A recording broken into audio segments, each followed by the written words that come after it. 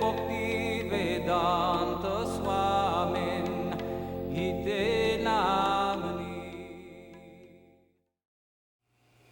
So, I grew up on Long Island, New York. As a young child, there was a TV show called Andy's Gang. The theme song was, I got a gang, you got a gang, everybody's gotta have a gang, but there's only one real gang for me, good old Andy's Gang. And they featured Rama of the Jungle, adaptations of Rudyard Kipling. And the boy Rama had just a gumsha, he had a turban, no shoes. He hung out in all these temples in Bengal. And when he would go to the temple, he would hear them chanting, Hare Krishna, Krishna Krishna, Hare Hare, Hare Rama, Ram Rama, Hare Hare. And that was my first exposure to Krishna consciousness. Now, when I was in high school, probably 10th grade, I guess 10th grade, a friend of mine, a good friend of mine, I had gone to Catholic school, so I grew up as a Catholic. So a good friend of mine, Peter Campanella, was in New York City. He came across a store called Matchless Gifts. He bought a copy of an album where Prabhupada chanted Hare Krishna. Hare Krishna, Krishna Krishna, Hare Hare, Hare Rama, Rama Rama, Hare Hare. He brought this album home and called us all up and said, you guys are not going to believe what I found. He said, what? He said, I got a transmission here from a spaceman. This guy is from outer space. He's brought a message. I don't know if anybody's deciphered it yet, but he brought a message, and if you listen to him chant, you'll go into ecstasy and do the Dance of Ecstasy. So we were all little wise guys, we were little punks. But we thought, how are we going to pass up listening to a spaceman? So we all got together and we were smoking some hashish, Campanella's house. And he had bongo drums and cymbals, and we started chanting. And by the time the chanting over, we were in ecstasy. And so I still have the Hare Krishna album. And so these guys had a store in Laguna called the Brotherhood of Eternal Love. And they had a juice bar and a bookstore and a place you could sell clothes. And in the back they had a meditation room. And another guy was working there, his name was Nanda Kumar. He and I became good friends.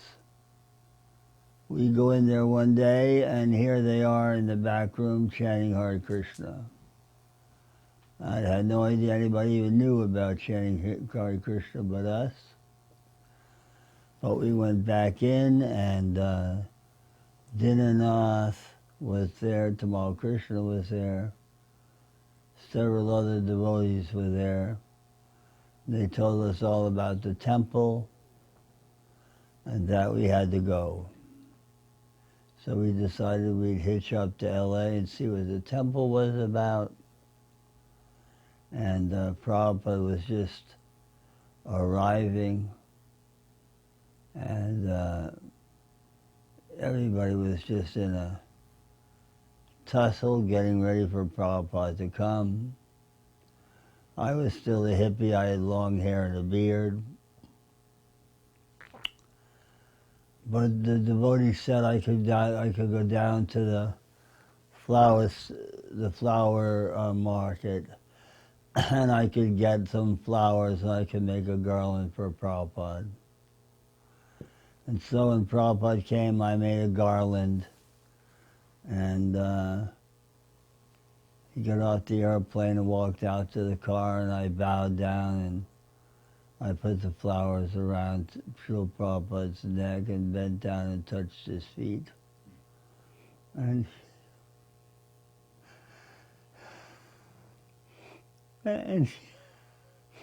he looked down at me and he said, so, when will you be joining? I really didn't have an intention to join then, but I knew the way he looked into my eyes that I would be joining soon. And I went back to Laguna. I had many devotee friends who were there. Krishalya was a god sister, and she was there. And Krishalya she was to me was one of the most mystic girls I've ever met in my life. She was so spiritually minded and knew everything about Bhagavad Gita. She could preach so nicely. So the whole time I was living in Laguna, I was going down to San Diego to the Self-Realization Fellowship. And all the people that lived there, although they all seemed nice and sincere, they had hairdos like my mother did, coming home from the beauty parlor, and they just did not have the vibration to attract me to a yoga lifestyle. Whereas when I came to the temple, all the devotees were full of life.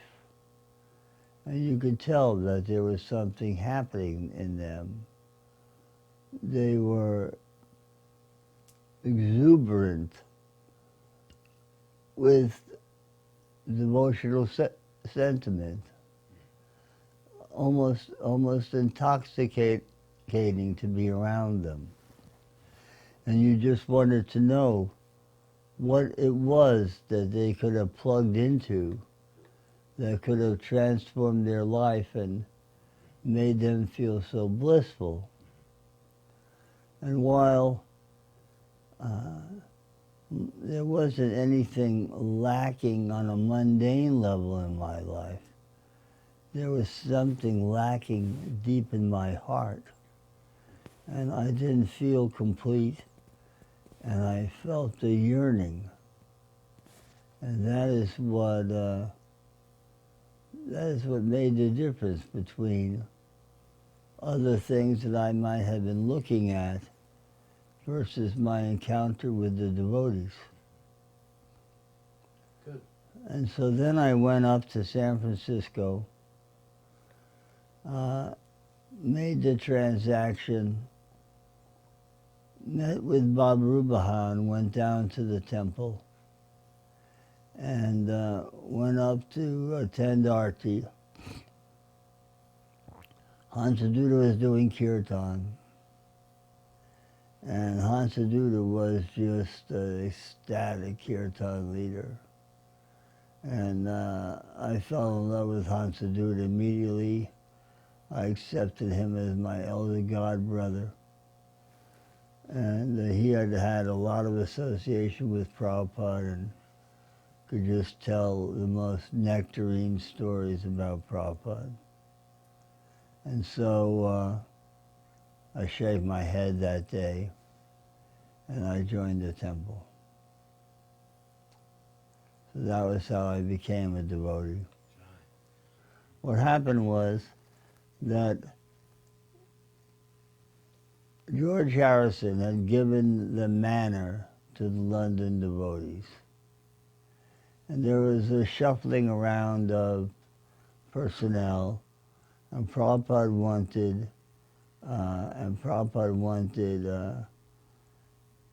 Constantine and Himavati to go to San Francisco.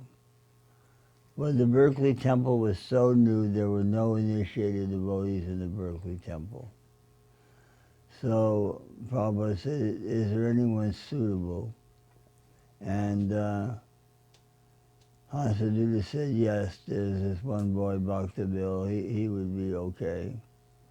And so Prabhupada said, all right, send him down and get him initiated. And so I flew down with a couple of other, I think 4 other devotees, my wife, I believe Lochan and Hardayananda, and we all got initiated. And at the initiation, Prabhupada explained that my devotee name was Bahulasva. And he described that Bahulasva was a king, and he was a great devotee of Krishna.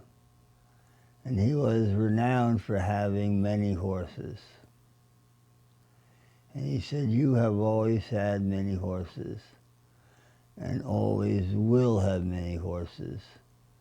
And therefore, I give you this name, Many Horses.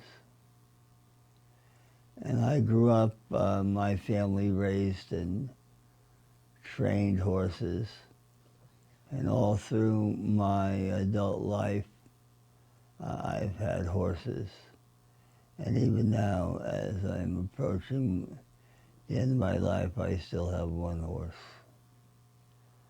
That showed me that Prabhupada was no ordinary person in my life, and that there were numerous instances when Prabhupada read my mind, where I would go in to see Srila Prabhupada, and I've been fretting about something or been in anxiety. And Prabhupada said, so, Bahulasva, you've been thinking this? And he would know exactly what I had been thinking. And then I would say, yes, Srila Prabhupada.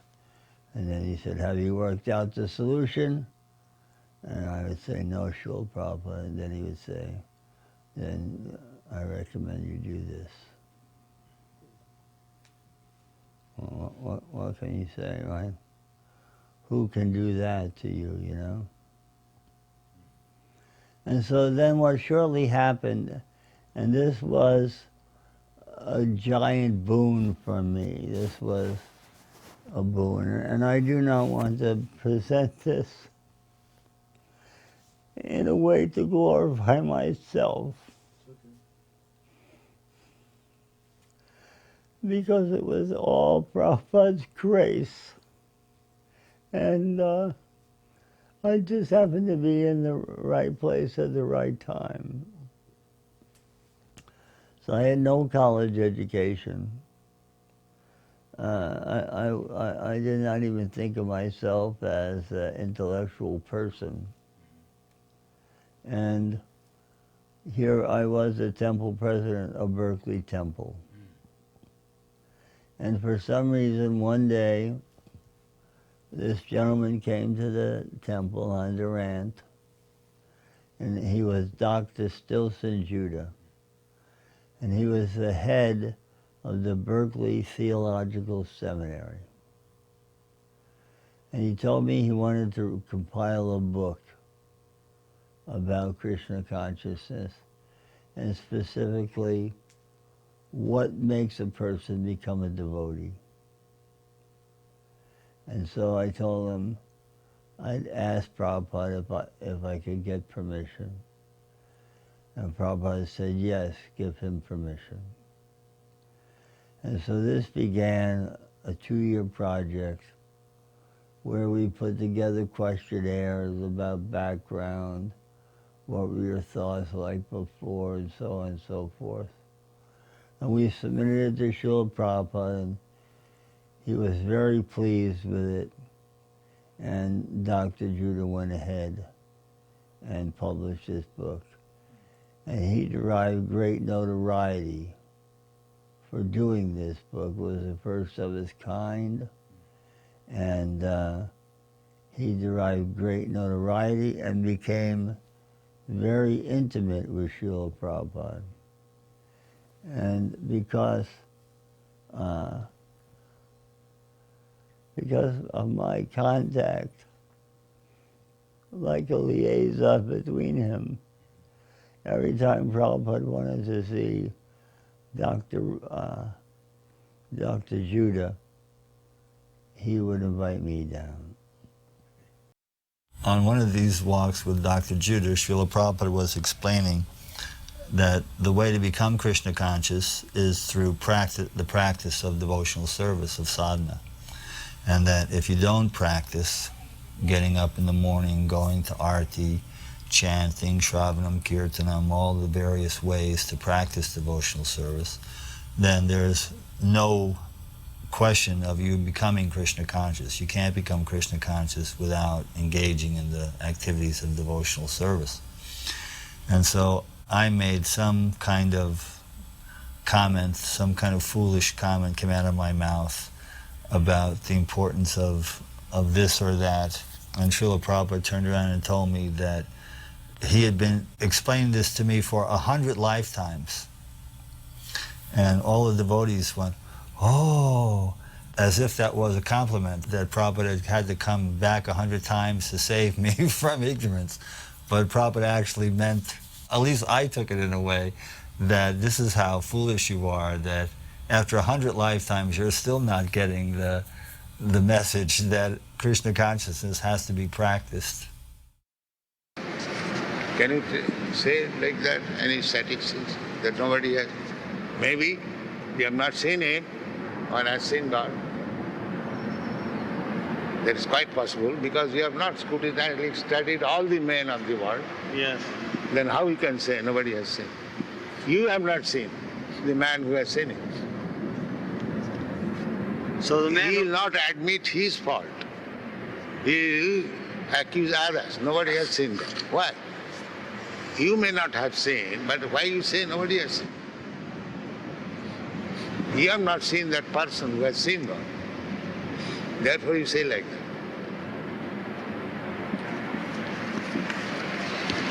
So those people who wrote the Bible did not see God.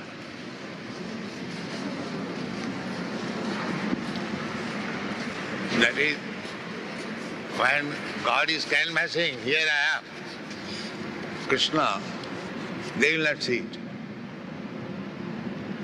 And still they accuse nobody has seen. Now there's a few quick incidences, but before I would jump to them, I would note that my dearest God brother and friend who passed away just a few years ago, Dharma Jaksha, had joined the movement. And where I may have excelled in organizational skills, Dharma excelled in academic skills. And Dharma was able to take the entire university curriculum and decipher it so that we could have a class not just in religious studies, but a class in archaeology, in Hindu sociology. And so where I was where I had a robust college program, lecturing once or twice a week. Dharma, with his brilliance, turned that into, you'd go to the university, you'd do 3 or 4 lectures at a time. And so it became a giant program. We made, lots of devotees came and joined on the basis of that. And so the next professor I got to meet was Dr. Theodore Roszak. And he was I would say, a bigger intellectual than Dr. Judah was. And he wanted to write a book, The Making of the Counterculture. And so Dr. Judah introduced him to me, and I flew down to LA and introduced him to Prabhupada. And somehow or other I became the liaison person between the professors and Prabhupada. Okay, so Dr. Roszak and Dr. Judah had different slants, okay? Dr. Roszak was the intellectual, and Dr. Judah was more like an administrator. And so those conversations took different twists.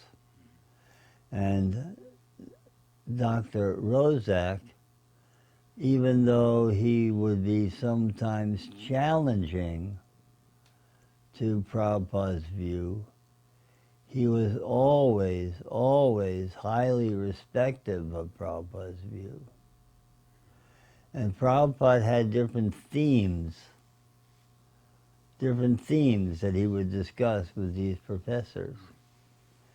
And one of the themes that he discussed was life comes from life. And so this topic, life comes from life, this topic Dr. Roszak latched onto, okay? And he saw in this a topic that he could actually make a mark in, okay? And he wrote a book called The Voice of the Earth. Now the premise of this book is very deep, and I won't go into it in its full scope, but I've read it a dozen times myself. So the idea is this: how did the universe come into being? So let's not approach this with any kind of bias, okay? Let's say that neither of us know how the universe came into being, right? Well, we have all this data, and we're going to try to compile this data and see if we can indeed make some sense out of it. So yes, so this is it here. So you can see how many times I read it. The cover is coming off.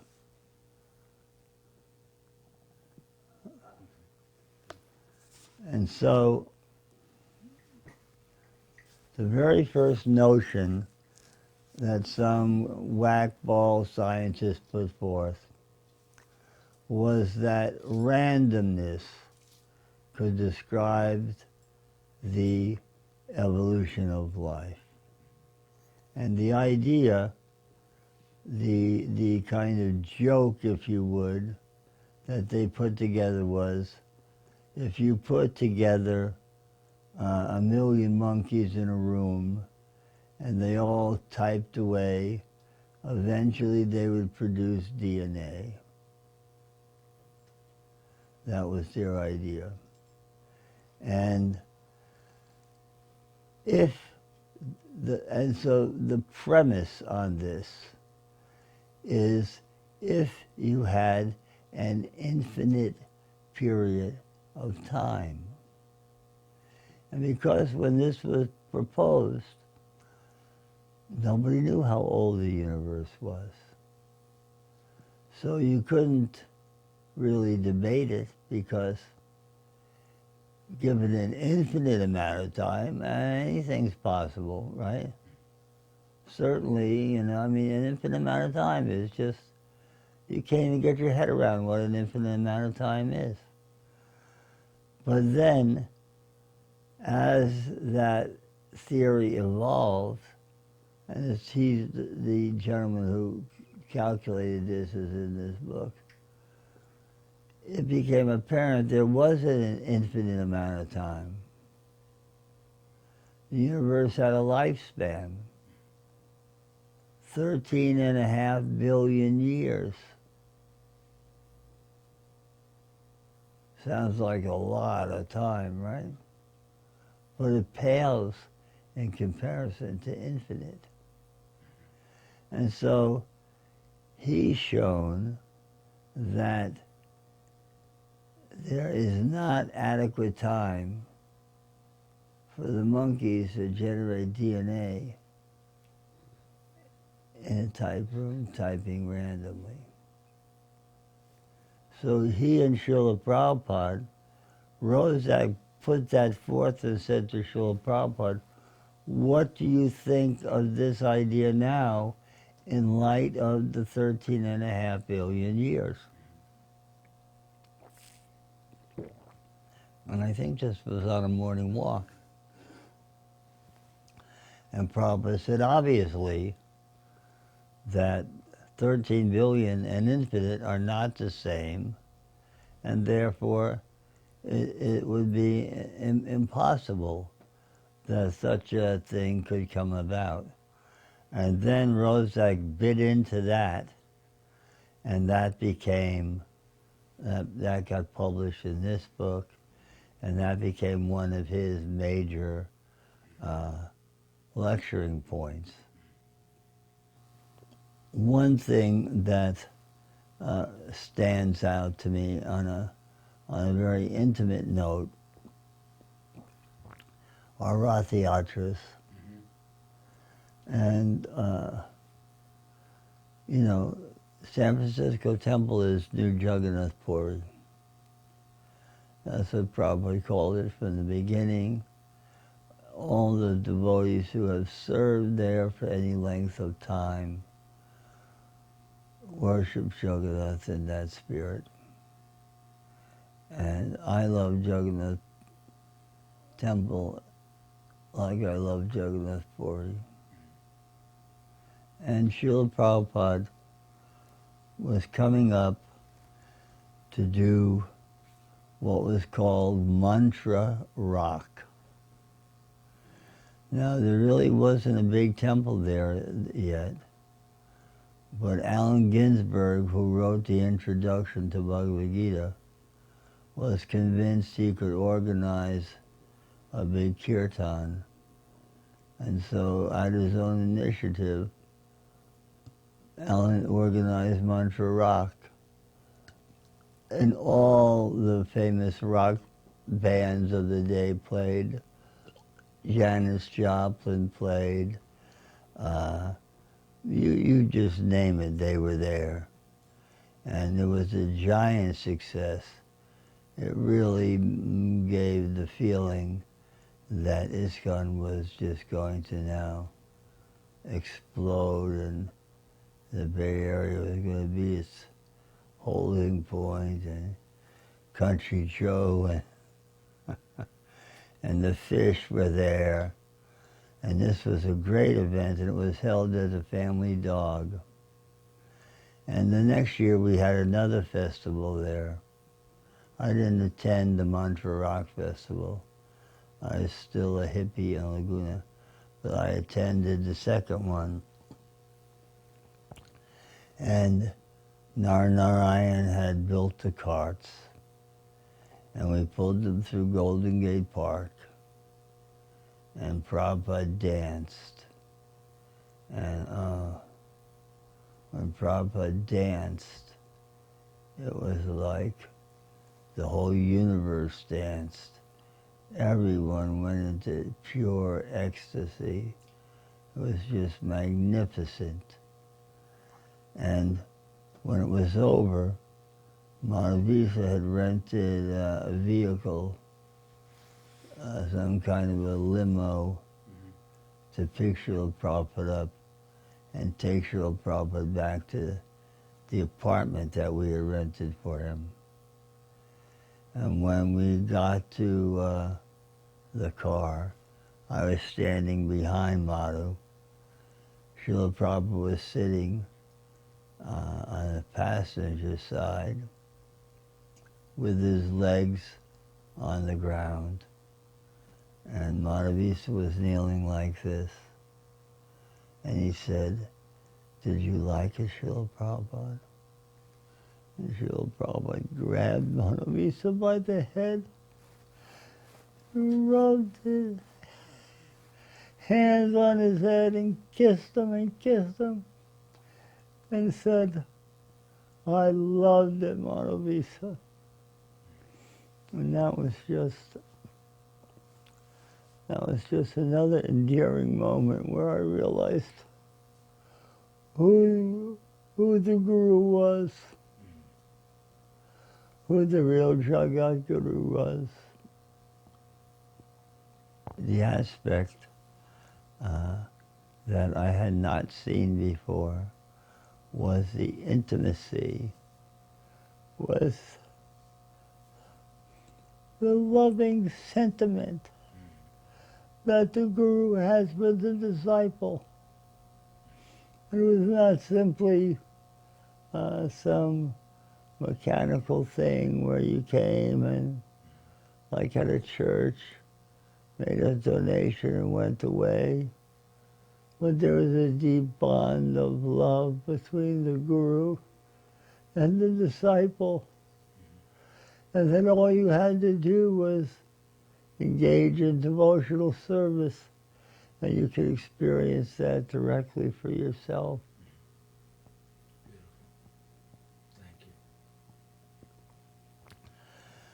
And so then we decided we were going to do a Lord Chaitanya festival. And Lochan Das was a great artist. He had been in the Berkeley Temple. He had joined before I did. He created the murtis of Lord Chaitanya. And they were life-size, and we paraded them down the street, and they moved, and their arms moved. And we then culminated that at People's Park. And Prabhupada was very pleased with that event, and encouraged us to continue doing more festivals. And then Issue Upanishad came out. Up until then, we had been just distributing Back to Godhead. But then Issue Upanishad came out. And so Hari and I, Dayananda and I, we went out in the evenings, just the two of us, and distributed Issue Upanishad. And that was very nice. Prabhupada was very pleased with that. And then there was a practice where different devotees would have the opportunity to be Prabhupada's servant for some period of time. And so usually if Prabhupada would be traveling, he might be stopping at, some temple, and you'd have an opportunity where there'd be a window of time. You'd have an opportunity to go and to be Prabhupada's servant.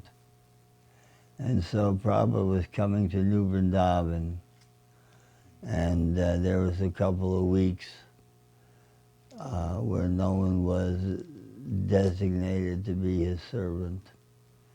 And so I was offered the opportunity to do that. And so I was delighted, and I took it immediately. And I bathed Prabhupada and would massage him with mustard oil and rub sandalwood paste on his head and sit next to him and fan him and stuff. It was very hot in New Vrindavan. And one night, I was getting Prabhupada's bed ready, and I had laid out all his sleeping paraphernalia.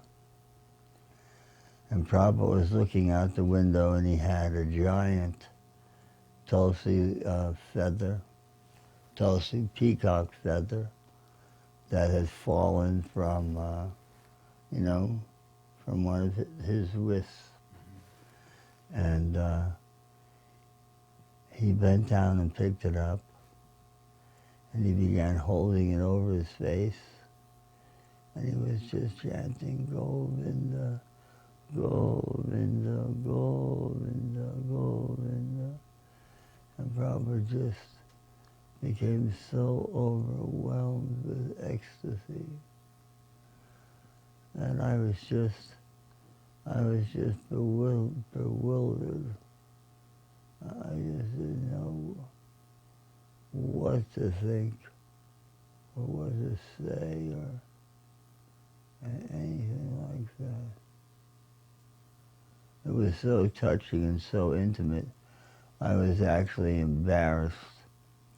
It was as if I had walked in on something very intimate and should not have been even gazing at it. And then I picked up a few other artifacts that had fallen and straightened up Srila Prabhupada's room. And when he was finished, then I offered my humblest obeisances and walked away.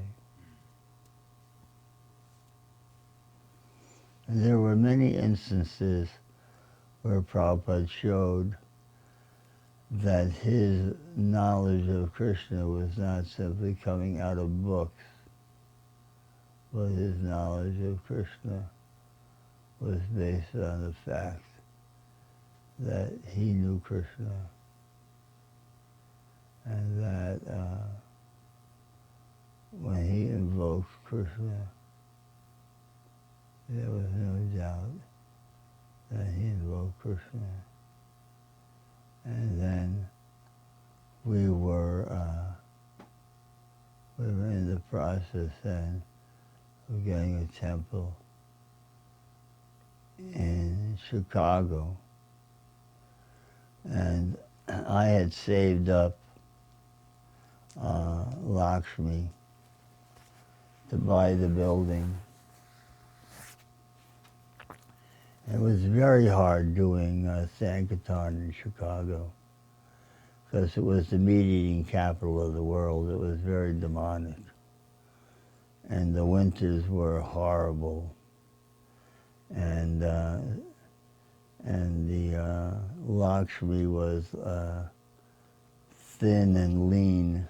Slow and coming. Yes, when I first got there, we had no water. Purnamai was pregnant. We went through the whole winter with no water, no hot water. Then a blessing from heaven came. Parvajakacharya and Paramahansa, two brahmacharis from Colorado, arrived. Out of the blue. And they were such great souls. They were so much fun, so enthusiastic, never got tired. And they just revitalized my meager efforts And we finally raised the money. And I'd gone to New Vrindavan to tell Prabhupada, that we raised the funds. And Sasarup had gone there before me. He was GBC. And he insisted on another building that was a YMCA building. And so he was there for 3 or 4 days telling Prabhupada how great that building was. But in my mind it was nothing but a headache. But when I got there it was too late. Prabhupada was convinced we were going to get that building. He was all enthusiastic. Oh, Bahulasva, so you found a building so big, and what was I going to say, right? This is the one in Evanston? In Evanston, yes. So we got that building, but I was always looking for an opportunity to get out of there as quickly as I could. And then finally Chitsukananda had gone to Mexico City, and Prabhupada said he needed help, and we were friends, and so Chitsu kindly invited me there. And then Prabhupada came to Mexico City. Oh my God, you could not have believed that, man. It was the Pope coming to Mexico City. The Mexican people are so devoted, It just blossoms from their heart. And their reception to Srila Prabhupada was just amazing, just amazing. And many, many mayors of towns and county-ships and stuff, right, wanted Prabhupada to come and speak. The Q&As were not really philosophically profound as much as they were love of God directed. I think that's what stood out mostly. There weren't doubters, There weren't, oh, why do you know? There wasn't any of that. There was, they saw Prabhupada, They saw who he was. They knew who he was. And it was just more take shelter at Prabhupada's lotus feet and that kind of just loving devotion. Well, the most attractive quality, the most undeniable quality is unalloyed devotion. This I have never seen in another human being, okay? Never seen anything like it. Real love of God. And there have been, due to my false ego, there have been little tweaks and things here where I might have got puffed up and had some ego difference, between how this could be or that could be, philosophically. They don't amount to anything. They don't even come close to the devotional sentiment that you encounter when you see Srila Prabhupada and when you render service to Srila Prabhupada.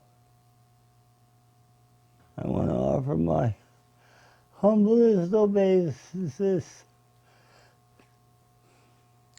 to my God brothers and God sisters who I've had the good fortune to know and to serve Srila Prabhupada in this life. Thank you all Prabhus and Prabhujis. All glories to Prabhupada, all glories to Lord Chaitanya. Haribol. Jai Anilo Premadana Koruna Prachu